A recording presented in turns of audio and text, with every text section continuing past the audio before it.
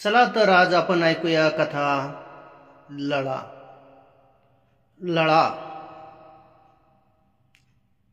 Sir. Hello sir. Hello sir, मी माधूची आजी बोलते. कोणता माधू? तो तुमचा विद्यार्थी? हां हां हां हां, बोला बोला बोला. माधू कालपासून शाळेत जायना आहे. का? काय झालंय माधूला? काही आजारी आहे की काय? नाही, आजारी बिजारी नाही, पण जरा अंगात आणल्यावानी करतोय. शाळाचं नाव काढलं की तोंड मोडतोय. डोंगराला पळतय, नाहीतर नुसतंच भण्या भण्या हिंडतय. लागला का पहिल्यासारखं करायला? हो ना. तिथं आहे का माधू? फोन द्या बरं त्याच्याकडं. तो घेत नाही.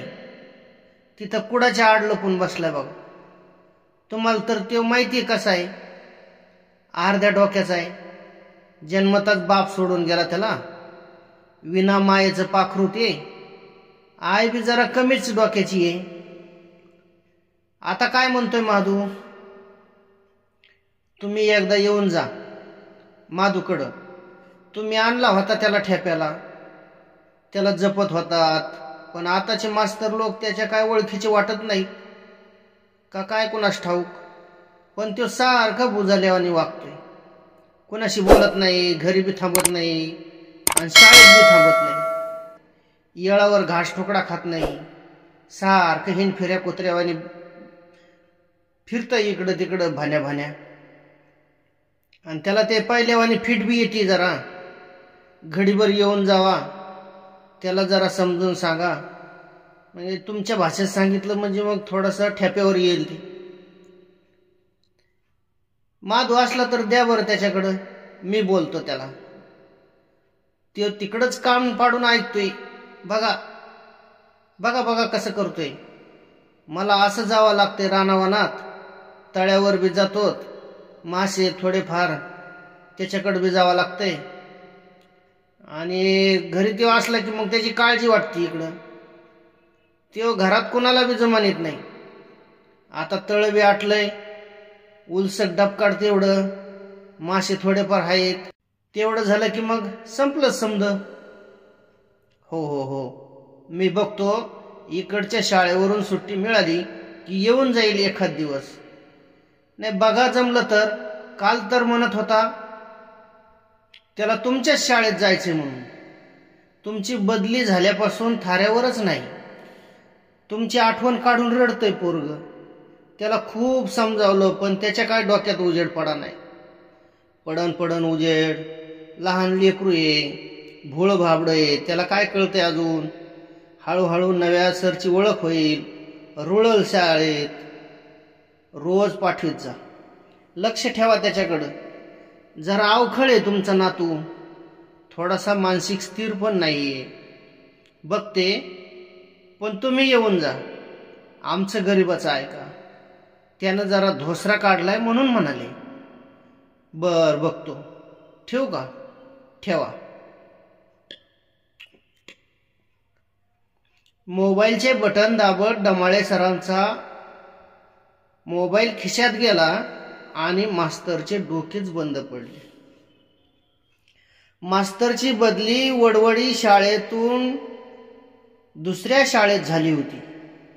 तेव्हा शाळेची अवस्था अनाथासारखी होती. एक शिक्षक खरपुडे सर डेप्युटेशन करून जिल्ह्याच्या शाळेवर गेले होते.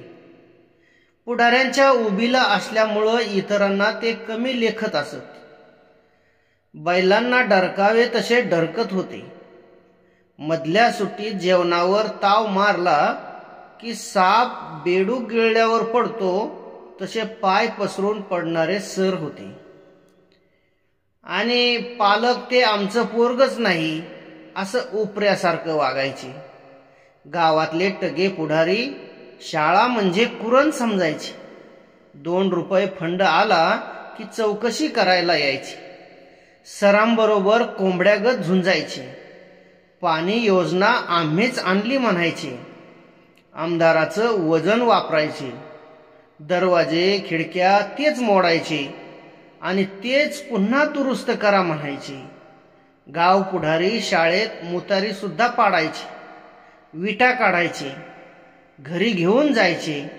शाळेच्या भिंतीला पडवीत गुरं बांधायचे, बैलगाड्या सोडायचे. विटा घरी घेऊन जात तर जात आणि पुन्हा दुरुस्ती करा म्हणून तेच ओरडायचे. एवढंच नाही तर शाळेच्या ग्राउंडमध्ये चुलांगण खांदायचे, लग्न शाळेतच लावायचे. सगळे कोळसे, राख, पत्रावळ, खरकटे शाळेच्या मैदानात टाकायचे. शाळेला सुट्टी असली की पत्त्यांचे डाव शाळेतच बसायचे. गावात ऊस तोडीसाठी जाणारे बरेच लोक होते. ते ऊस तोडायला कारखान्यावर गेले की स्मशानागत गाव भासायचा. काही पोरं त्यांच्याबरोबर कारखान्यावर जायचे. ते गेले की मग काही आजोबा आजीकडे राहायचे, काही चुलत्या मालत्याकडे राहायचे. राहिलेल्या पोरांना सरकारी भोजनावळी, हंगामी वसतिगृह सुरू व्हायचं. त्यात हे गाव पुढारी हात धुवून घ्यायचे, सरांवर दबाव टाकायचे, कुलप लावायची धमकी द्यायची. आणि एके दिवशी डमाळे मास्तर तिथं गेले आणि त्यांनी शाळेचा कायापालट करावयाचे ठरविले. शाळा व्यवस्थापन समितीची बैठक घेतली. त्यांना चांगल्या शाळांची माहिती दिली, चांगल्या लोकांशी संवाद साधला. मुलं हळूहळू बदलत गेली, नियमित शाळेला येऊ लागली. शाळेचा गणवेश बदलला, परिपाठ बदलला, तास नियमित होऊ लागले, लोक एकत्र यायला लागले. शिक्षक तळमळीने पुढे आले. शाळा उन्हाळ्यात रंगली. स्वतः मास्तरांनी हातात ब्रश घेऊन शाळा आकर्षक केली. मुलांना नाविन्य वाटले. गावात चर्चा व्हायला लागली. नवीन उपक्रम सुरू झाले. पेपरात बातम्या यायला लागल्या. गावचे तरुण मंडळ एकत्र आले. त्यांनी जुनी खोडं बाजूला काढली. नवचैतन्य निर्माण झालं होतं. संत, राष्ट्रीय नेते यांच्यासह काही कार्टून शाळेच्या भिंतीवर आली. खेळाच्या स्पर्धेत मुलं चमकली. चित्रकला, शिष्यवृत्ती, प्रज्ञाशोध परीक्षा, मंथन यामध्ये मुले क्रमांक मिळवत होती. एका शिक्षकाच्या कामामुळे हे घडत होतं. परिसरात शाळेचा दबदबा निर्माण झाला होता. महादू भिल्ल वस्तीतला. त्याच्या कुटुंबाचा मासेमारीचा पारंपरिक व्यवसाय. तो तसा शाळेत येत नव्हता. डमाळे मास्तरच्या ते लक्षात आले. माधू डोंगरावर जातो, माधू नदीवर जातो, मासे धरतो, माधू शिकारीला जातो, पण माधूचा पाय शाळेत कधीच रुतत नसे. तो पळायला लागला म्हणजे वाऱ्याच्या वेगाने पळायचा. एका जागी बसणे त्याला जमत नव्हतं. अंगात मळलेले कपडे, पोट, छाती सताड उघडी, चड्डीला बटन नसायचं. कुडातील हवा खाल्ल्यागत मोकळच सार. तसा त्याचा वशाट वास सुटलेला. अंगावर माशा घो घो करत मव्हाळागत. तो कोणाचंच ऐकत नव्हता. आता इथे दिसला तर तो 5 मिनिटात डोंगरावर गेलेला असायचा. डमाळे मास्तरांनी हे हेरलं आणि त्याला हाक मारली. माधू, माधू, इकडे ये, तुझ्याकडे काम आहे माझं. माधू जो पळाला तो काही आलाच नाही. शिक्षक लोक घाबरले. माधू काही केल्या परत आला नाही. त्याला शोधायला शाळेतील 2-3 शिक्षक, मॅडम आणि 4-5 मुलांचा गट निघाला. माधूला सगळीकडे पाहिलं, गल्लीबोळात बघितला, घरोघर शोधला, डोंगरावर पाहिलं, तळ्यावर विचारलं, सारा माळ पालथा घातला. शेवटी दमले सगळे. सगळ्यांच्या तोंडचे पाणी पळाले, कारण त्याच्या आजीला अजून माहित नव्हतं. माधू हरवला होता. शाळेतून एकाएकी गायब झाला होता. आता त्याच्या आजीला काय उत्तर द्यायचं? कुठे असेल माधू? सगळे शिक्षक घाबरलेले होते. सूर्य कल्ला होता, सावल्या लांबल्या होत्या, शाळा सुटायची वेळ झाली होती. प्रत्येकाला घरी जायचे वेध लागलेले, चुळबुळ सुरू झालेली. दप्तर आवरून पोरं तयार होती. गडबड होती. माधू सापडत नाही. साऱ्या गावात चर्चा झाली. आपलं काय होईल असा प्रत्येक जण विचार करत होता. बराच वेळ गेला. अचानक एका मुलाने बातमी आणली. ती धापा टाकत होतं. जीव निघून जावा असं झालतं त्याला. सर, सर, माधू हाय कुठं आहे? सगळे एका सुरात बोलले. हाय तिथं. अरे तिथं म्हणजे नेमकं कुठं आहे? शिक्षकांनी कुतूहलाने विचारलं. चिंचाच्या दुबाळक्यात बसलाय वरच्या बाजूला. होय का? सगळे जण तिकडे धावले. माधू हिरव्या जर्द चिंचेच्या शेंड्यात आयटीत पाय सोडून बसलेला, वाहण्यार बसल्यागत. कुणाला सापडला नव्हता. सगळ्यांची हवा गोल झालेली. डमाळे मास्तरने नेमका हाच माधू हेरला होता. त्याला व्यवस्थित करायचा होता. माधू एक वेगळंच पात्र होतं. आगळं वेगळं रसायन होतं. त्याला सांभाळणं एवढं सोपं नव्हतं. डमाळे मास्तर मात्र जिद्दीचे होते. शाळा सुधारत होती, पण अशी काही मुलं होती की शाळेचा आणि त्यांचा 36चा आकडा. मास्तरच्या रडारवर मात्र महादेव सर्वात पुढे असायचा. तो म्हणजे शाळेचा राजा. तो कधी येणार, कधी जाणार, त्याचा मालक तोच असायचा. वर्गात अजिबात बसायचा नाही. डमाळे मास्तर महादूला जवळ घ्यायचे, त्याला गोष्टी सांगायचे, त्याच्याशी सलगी करायचे, त्याच्याबरोबर खेळायचे, त्याला गाडीवर बसवायचे, चक्कर मारून आणायचे.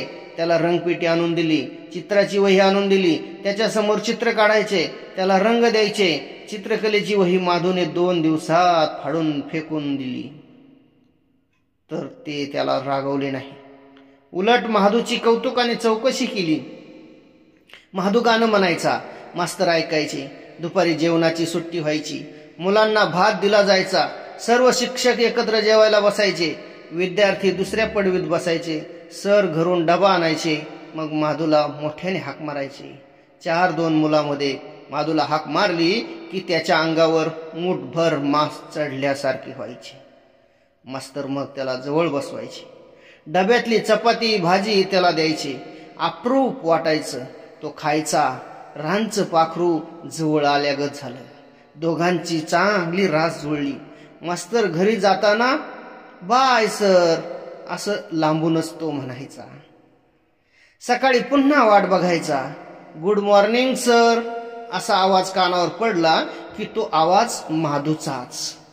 कारण गुरुजींच्या कानाला माधूच्या आवाजाची सवय झाली होती. माधू सकाळी लवकर हजर व्हायचा. सरच्या हातातला डबा घ्यायचा. चौकशी करायचा. ऑफिसमध्ये नेऊन डबा ठेवायचा. मुलं कावरे बावरे व्हायचे. सरचा लाडका विद्यार्थी कोण? तर येडा माधू असे कुजबुजायचे. डमाळे मास्तर कडून माधूला सन्मान मिळायचा. माधू हळूहळू मोठा होत गेला. त्याला आता कळायला लागले. पूर्वीसारखा वेड्यागत करत नव्हता. चांगला वागायला लागला होता. वळण लागले होते. डमाळे मास्तरांनी त्याला दिवाळीला कपडे घेतले. तो खूपच खुश झाला. महादेव शाळेत मस्त चालू लागला. सरचा लाडका म्हटल्यावर त्याला कोणी वाईट बोलत नसे. माधू 12 खडी शिकला. काना मात्रा वेलांटी उकार शिकत होता. 10 पर्यंत उजळणी काढता काढता 100 पर्यंत उजळणी काढू लागला. अक्षरही वळणदार काढायचा. आवडीने लिहायचा. परिपाठाला सर त्याला समोर घ्यायचे. त्याचा आत्मविश्वास वाढला होता. आपलं कोणीतरी शाळेत आहे. शाळा म्हणजे घर आहे असं त्याला वाटायचं. एखादं काम सांगितलं की माधू पटकन पळायचा. काम पूर्ण होईपर्यंत त्याला चैन पडायचा नाही. पटरीवरून सरकलेली गाडी रुळावर आली होती. घरी सुद्धा आजीचं ऐकत होता. त्याच्यामध्ये बदल होत होता. उन्हाळ्याची सुट्टी लागणार होती.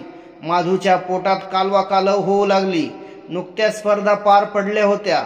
रनिंगमध्ये माधूचा नंबर आला होता. बक्षीस पाहून खुश झाला होता. उन्हाळ्यात आपली शाळा आणि सर यांची भेट होणार नाही याची पुसटशी कल्पना त्याला आली असावी. गुलाबाचं फूल सुकावं तसा त्याचा चेहरा झाला होता. घरी वेळेवर खायला मिळणार नव्हतं. हिडीस फिडीस तर ठरलेली होती. डमाळे मास्तरला इतर सरांनी प्रश्न केला. डमाळे सर, तुमच्या माधूचं काय व्हायचं आता उन्हाळ्याच्या सुट्टीत? बघू ना, नेताय का त्याला तुमच्या गावाकडं?